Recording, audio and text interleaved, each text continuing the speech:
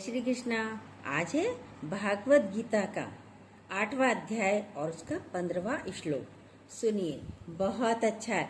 परम सिद्धि को प्राप्त महात्मा जन मुझको प्राप्त होकर दुखों के घर क्षणभंगुर पुनर्जन्म को प्राप्त नहीं होते हैं।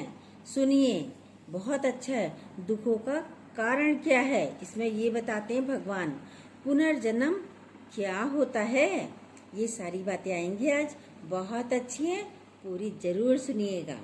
दुख का कारण पुनर्जन्म है। दुख का कारण किसी वस्तु का अभाव है, कमी है। भाई दुख क्यों होता है? यदि कोई वस्तु हम पर नहीं है तो दुखी हो जाते हैं, या कोई ऐसी परिस्थिति है तो दुख हो रहा है। हम परिस्थितियों को दुख का कारण समझते हैं। किसी व्यक्ति को, किसी वस्तु को या किसी पदार्थ को दुखों का कारण समझते हैं। मकान नहीं है तो दुखी हैं, घड़ी नहीं है तो दुखी हैं, बच्चे नहीं हुए तो दुखी हैं, पति का शरीर शांत हो गया तो दुखी हैं, बेटा आज्ञा में नहीं चलता तो दुखी हैं, नौकरी नहीं है, धन का अभाव है तब भी दुखी हैं। अक्सर लोग उन परिस्थितियों को ठीक करने में लगे रहते हैं पूरा जीवन। धन मिल जाए तो हम सुखी हो जाएंगे, शादी हो जाए तो हम सुखी हो जाएंगे। बचपन से आप दुखी हो रहे हो, बचपन से ही दुखी हो रहे हो ना। दुख का कारण खोजिए तो सही, ये दुख का कारण कहाँ है, क्या है। जब आप बाहर निकलते हैं तो असुरक्षा लगती है। जब आप घर से बाहर जाते हैं तो असुरक्षा लगती है। आप रोते हैं, दुखी होते हैं, और बड़े होते हैं तो खिलौनों के कारण दुखी हो जाते हैं। नहीं मिल रहा तो दुखी होते हैं, और फिर और बड़े होते हैं, फिर धन की आवश्यकता होती है, नहीं होता है, दौड़ते भागते रहते हैं उसके पीछे। जो चीज़ नहीं मिल रही उसके पीछे आप दौड़ते भागते रहते हो। धन मिल जाए, नौकरी मिल जाए, बिजनेस करें, क्या करें, कैसे करें, नहीं होता तो गलत काम में से भी धन प्राप्त करना चाहते हैं। यदि नौकरी नहीं मिली तो सोचते हैं गलत काम करके ही धन को प्राप्त कर लें, फिर उससे भी पूर्णता नहीं मिलती। पूर्णतया यानी सुख नहीं मिलता। उसमें मिल भी गया, गलत कार्य भी करा, क्या आप सुखी हुए? देखिए, पूर्णतया नहीं मिलती, सुखी नहीं होते हैं। धन मिल गया फिर भी सुखी नहीं है। जिनके पास धन है उनसे पूछिए, क्या वो सुखी हैं? फिर सोचते हैं शादी कर लें, धन मिल गया, वो भी सुखी नहीं। फिर क्या सोचते हैं, अब शादी कर लें, शादी कर लेंगे तो शायद सुखी हो जाएंगे, फिर विवाह कर लेते हैं। फिर सोचते हैं संतान नहीं है, फिर दुखी हो जाते हैं। चलो संतान भी हो गई, आप सुखी हो। आप सारा समय दुखों का कारण, परिस्थितियों का अभाव को समझते हैं। दुख के कारण को आप परिस्थितियों के अभाव को समझते हैं, फिर उसको पूरा करने में लगे रहते हैं। अब आपने धन कमा भी लिया, विवाह हो भी गया, बच्चे भी हो गए, फिर आप सुखी हो गए? देखिए अपने आप को, अब आप सुखी हो? अपने बराबर में देखिए, अपने आसपास देखिए। नौकरी मिल गई, संतान हो गई, हम सोच रहे थे इस वजह से हम दुखी थे।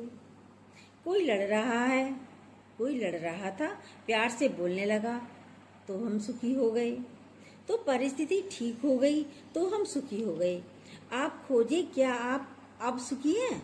भाई सारी परिस्थितियां ठीक हो गई तो अब सुखी हो? नहीं, अभी और कुछ और चाहिए। संसार दुखों का घर है, सुख है तेरी गली में, सुख है गुरु सिर्फ तेरी गली में। और संसार क्यों दुखी है? दुख का कारण खास क्या है? दुख का कारण है जो भी कुछ है बाहर हो रहा, जो भी कुछ बाहर हो रहा है, परिवार में, संसार में जो भी कुछ हो रहा है। परिस्थितियां तो है ही, परिस्थितियां तो लास्ट तक रहेंगी, पर जब वो स्थिति आपके अनुकूल है तो आप बहुत सुखी हैं। चेतना से वो मिल रही है, व्यक्ति, पदार्थ, वस्तुएं, तो आप सुखी हैं, और यदि वो स्थिति आपके प्रतिकूल है, धन चाहते हैं, धन नहीं है, व्यक्ति लड़ रहा है, हम नहीं चाहते कि वो हमसे लड़ाई करे, तो हम दुखी हो जाते हैं। आपकी चाहना है बेटा इज्जत दे, पैर छुए, नहीं छुएगा तो आप दुखी हो जाएंगे, इज्जत नहीं देगा तब आप दुखी हो जाएंगे। तो आपको दुखी रहने की आदत हो गई है। वैसे कोई बात नहीं, भाई पैर ना छुए वैसे कोई बात नहीं, लेकिन आपकी चाहना है कि वो पैर छूकर शॉप पे जाए, ऑफिस जाए, तो आपकी चाहना ही आपको दुखी करती है। पूरी बात सुनिए, बहुत अच्छी है, ब्रह्म ज्ञानी के मुख की बातें हैं। हम रोज कहते हैं हमारी पूरी बात सुनिए, सारी गुरु का ज्ञान है, ब्रह्म ज्ञानी गुरु का ज्ञान है। यदि आपको आनंद में रहना है, सुखी रहना है, तो पूरी पूरी बातें जरूर सुनिएगा। बोला अब फॉरेन में जाते हैं, वहां तो कोई पैर नहीं छूता है। आपकी चाहना ही दुख का कारण है। आप क्यों चाहते हो फिर बेटा ऐसा करे, इज्जत दे, पैर छुए? मोस्टली दुख का कारण हम स्वयं हैं। दुख का कारण हम स्वयं हैं। परिस्थितियां, स्थिति, व्यक्ति, पदार्थ नहीं है, धन नहीं है। धन के बिना भी आप रह सकते हैं, धन के बिना भी आप रह सकते हैं आराम से, वो भी करोड़ों खरबों में भी आप दुखी रहेंगे, क्योंकि उससे भी ज्यादा की चाहना होगी। करोड़ों लाखों कमाए, फिर करोड़ों चाहिए, करोड़ों कमाए, अब अरबों चाहिए, अरबों कमाए, फिर खरबों चाहिए, और की चाहना हमें दुखी करती है। खाते क्या है? 2 रोटी। चाहिए कितना? पेट भी भरा हुआ है, पेट ही भरने के लिए चाहिए, पेटियां भरने के लिए चाहिए धन दौलत। पेट भरने के लिए तो भगवान दे ही रहा है। पड़ोसी के पास ज्यादा हो गया, हमारे पास नहीं है, फिर दुखी हो जाते हैं। 2 दोस्तों ने बिजनेस शुरू किया, एक ही जैसा बिजनेस, बहुत अच्छे दोस्त थे, आमने सामने दुकान खोल ली, एक सा ही बिजनेस किया, बिजनेस चल रहा था, अच्छा चल रहा था, दोनों को बुला, अब दोनों परेशान भी रहने लगे, क्योंकि एक दूसरे को देखते थे उसके पास इतने कस्टमर हैं, बहुत दुखी। जब दुखी रहे तो गुरु ने दोनों को बुलाकर गुरु ने पूछा, तुम लोग भाई सुखी हो? अब तो अच्छा बिजनेस है, अच्छा शॉप हो गई आपकी, अच्छा बिजनेस चल रहा है। बोले बिल्कुल सुखी नहीं है। भाई क्यों सुखी नहीं हो? कह रहे उसकी दुकान पर बहुत सारे कस्टमर आते हैं, मेरी पे तो आते ही नहीं। अब दूसरे वाले के पास गए गुरुजी, भाई तुम सुखी हो?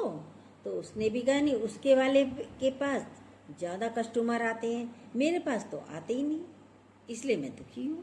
अब दोनों ही दुखी। अब गुरु हमें कैसे सिखाता है ये बात जानिए। दुकान तो जबकि अच्छी चल रही थी कि भाई वो ज्यादा कमा रहा है, मैं कम कमा रहा हूँ, उसके पास कस्टमर ज्यादा हैं। जब सामने वाले से पूछा तो उसने भी यही बातें कही। तो बोले हमने तो सुना दोनों की अच्छी चल रही, गुरुजी ने तो यही कहा, हमने तो सुना दोनों की अच्छी चल रही है। अब गुरु समझ गए गड़बड़ कहाँ है, प्रॉब्लम क्या है।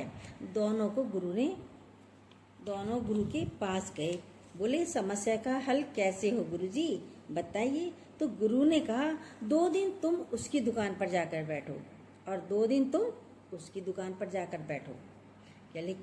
बोले क्यों भाई, अपनी दुकान पे बैठेंगे? कह रहे नहीं, हम कह रहे ना, तो बैठो ऐसी जाकर उसकी दुकान पर जाकर बैठो।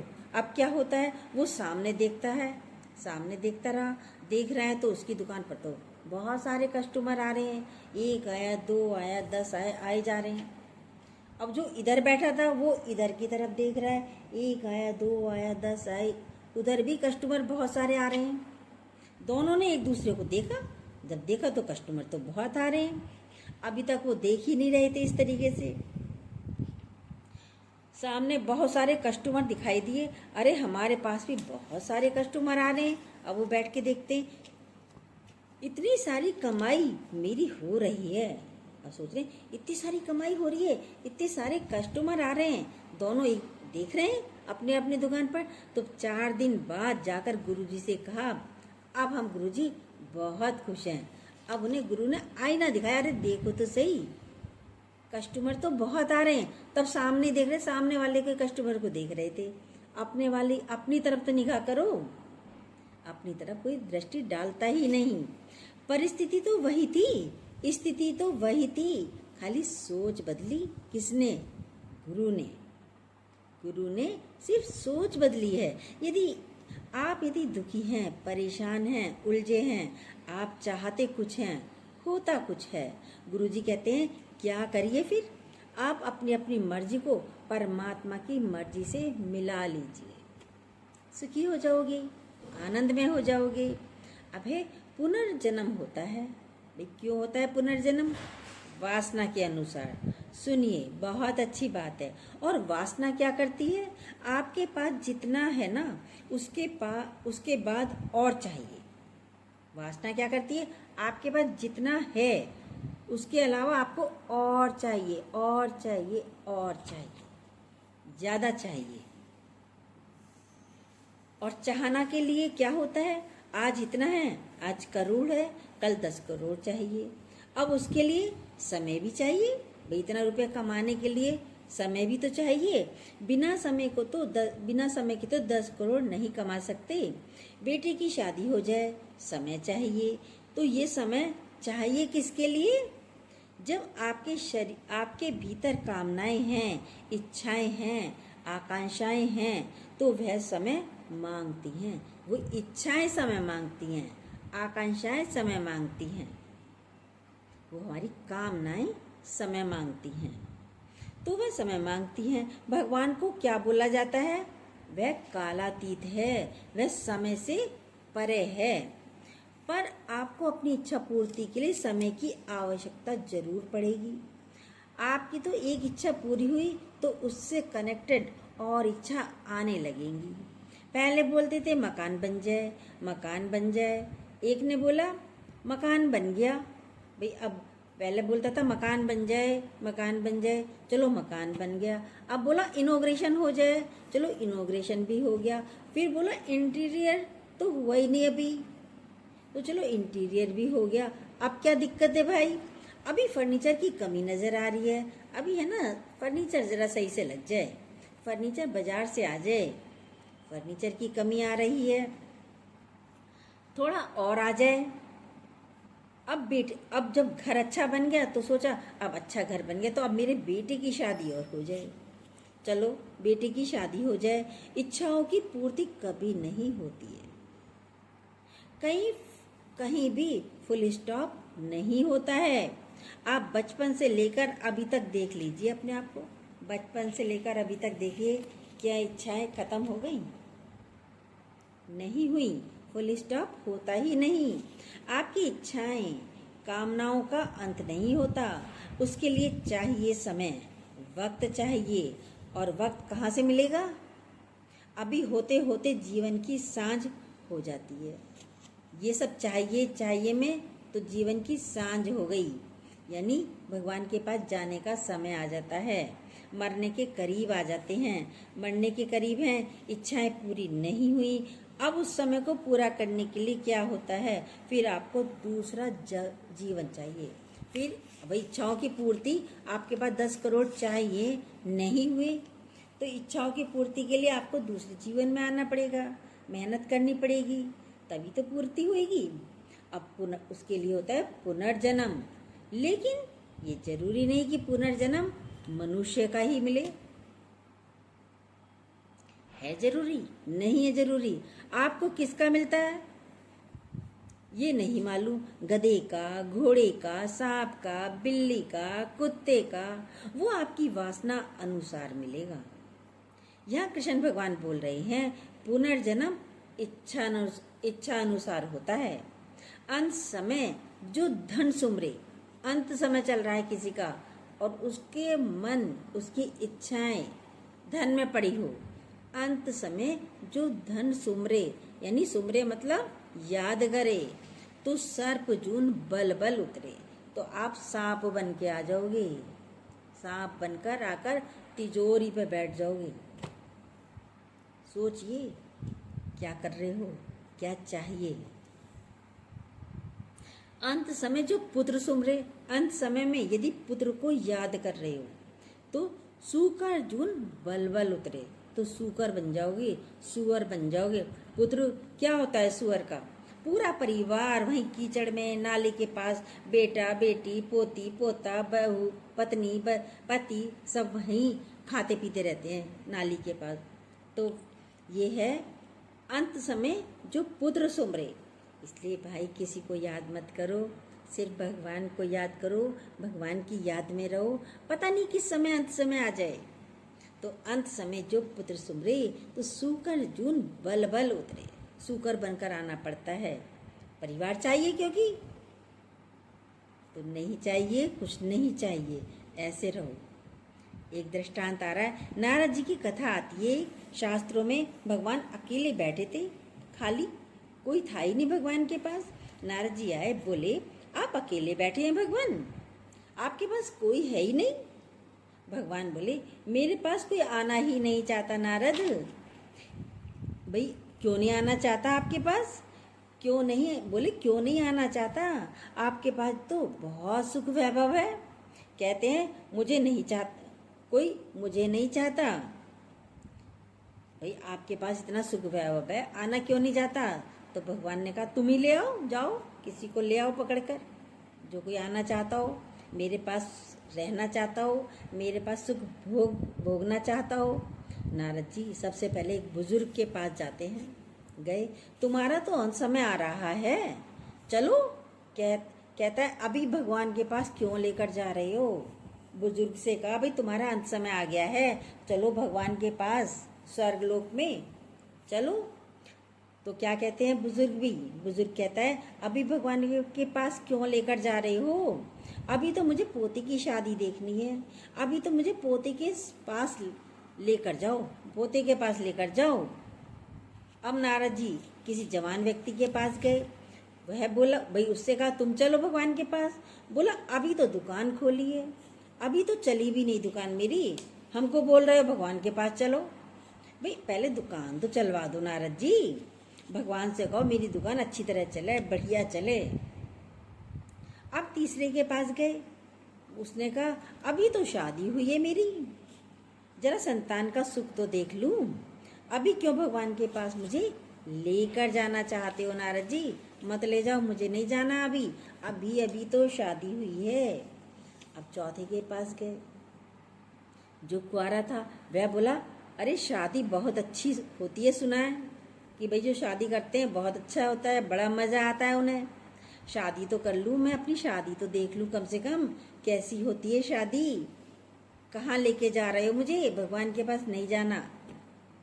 और आगे बढ़े, अब गए किसी और से कहा, किसी और से भी कहा बिजनेस कर, तो वो उसने कहा भैया मैं बिजनेस करके तो देखूं, कमाऊं तो सही, अभी से चला जाऊं भगवान के पास, अभी तो मैंने कुछ किया ही नहीं घर इस संसार में आके, अभी से लेके जा रहे हो।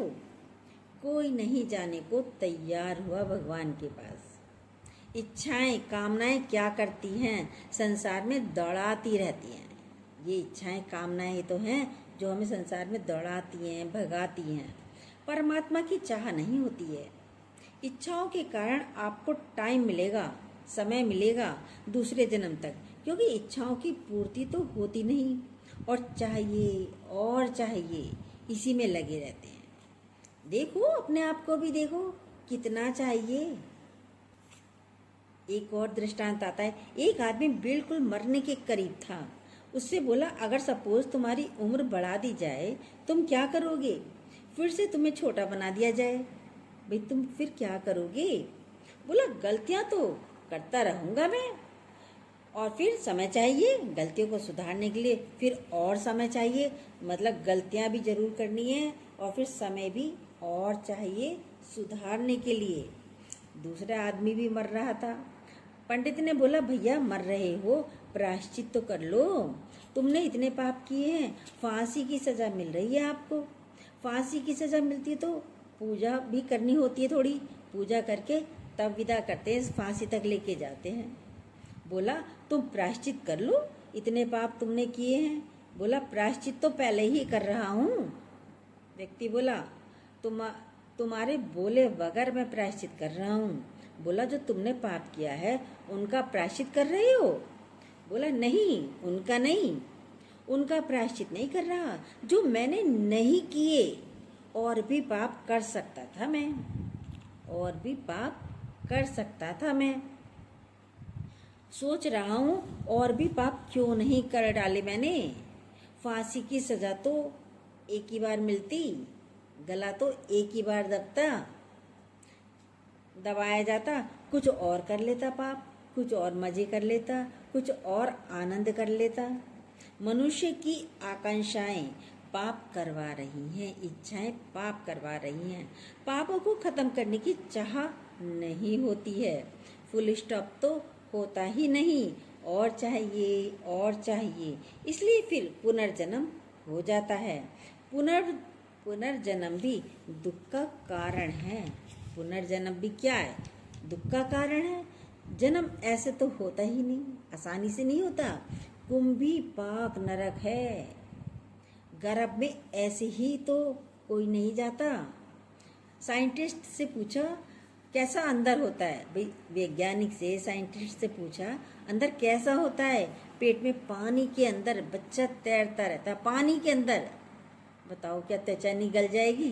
कोई स्विमिंग पूल में आप सारा दिन 9 महीने तक कोई उसमें रुके रहेगा? नहीं रह सकते। सोचो चलो मुंह ही ऊपर कर लो तब रह जाओ, तब भी नहीं रहेगा, कहेगा मेरी स्किन खराब हो जाएगी। खा भी रहे हो, पी भी रहे हो आराम से, अरे रह जाओ स्विमिंग पूल में, बैठे रहो, लेटे रहो, नहीं रहेगा 9 महीने तक। लेकिन ये इसलिए इसको कहते हैं कुंभी पाक नरक। साइंटिस्ट से पूछा कैसा अंदर होता है? पेट में पानी के अंदर बच्चा तैरता हुआ नजर आता है, उसके अंदर जीव, पानी के अंदर जीव रहता है। वहाँ माँ की जठराग्नि जलती है, इतनी गर्म होती, जो हमारा खाना पचता है जठराग्नि से के द्वारा ही तो पचता है। कितनी अग्नि जलती होगी, कितनी गर्मी होती होगी, कितना खाना आपका पच जाता है, इतनी तपिश में रहता है जीव। फिर बाहर निकलना भी कितना कष्टप्रद है, कितनी घुटन होती है उस बच्चे को। इसे कुंभी पाक नरक कहते हैं। ये पुनर्जन्म भी दुख का कारण है। पुनर्जन्म क्षणभंगुर है, क्षणभंगुर है, यूं ही चला जाता है। क्योंकि संसार ही नश्वर है तो हर चीज नष्ट हो रही है। समय भी जीवन का नष्ट हो रहा है, समय भी जीवन का नष्ट हो रहा है। यदि आपको दूसरा जन्म भी मिलेगा वो भी क्षणभंगुर है, नष्ट होने वाला है। क्षणभंगुर मतलब क्या कहते हैं? अरे अभी तो नया साल शुरू ही हुआ था, इतनी जल्दी इतने महीने चले गए, जनवरी चला गया, फरवरी चला गया, अरे मार्च भी चला गया, अरे अब तो अप्रैल भी पूरा चला गया, अरे मई आ गया, नया साल चला गया, होली चली गई, मई आ गया, मई कितनी जल्दी आ गया। धीरे धीरे आधा साल बीतने को हो रहा है, कहते नहीं तो हुआ ना क्षणभंगुर। बचपन चला गया, जवानी चली गई, बुढ़ापा आ गया। कब भोगेंगे अपने सामान को? कितना सामान रखा हुआ है, कब भोगोगे उसे ही भोग लो। लेकिन लाते रहते हैं, कपड़े गिर रहे हैं, ज्वेलरी गिर रही है, वस्तु गिर रही है, लाते रहेंगे, खरीदते रहेंगे, कब यूज कर पाओगे? रुपया धन पड़ा है तिजोरी और बैंकों में, यूज कर पा रहे हो? नहीं कर पा रहे, सब ऐसे ही नष्ट हो जाएगा। वसीयत करना भी एक सिरदर्द है। को देंगे आप, कौन है यहाँ पर तुम्हारा? मुसाफिर जाएगा कहाँ? सब नष्ट हो रहा है पर हम इसको सत्य समझकर बैठे हैं। गाने गाएंगे, क्या गाने गाएंगे? न ये चांद होगा न तारे रहेंगे, मगर हम हमेशा तुम्हारे रहेंगे, न ये चांद होगा। ये गाना गाएंगे। बोलना तो बहुत अच्छा लगता है, मगर रहेंगे आप? चांद तो रहेगा, आप नहीं रहेंगे। अभी कल था बंदा, आज चला गया, फिर दुख होता है। अभी था, अभी नहीं है, वायु निकली क्षणभंगुर है जीवन। वायु निकलते ही जीवन तो क्षणभंगुर है। समय किसी की मुट्ठी में नहीं है। पुनर्जन्म को कौन प्राप्त नहीं होता है? पुनर्जन्म को कौन प्राप्त नहीं होता है? सुनिए, परम सिद्धि को प्राप्त महात्मा जन मुझको प्राप्त होते हैं। भगवान कृष्ण कह रहे हैं, परम सिद्धि को प्राप्त महात्मा जन हे अर्जुन मुझको प्राप्त होते हैं। अब परम सिद्धि कौन सी है?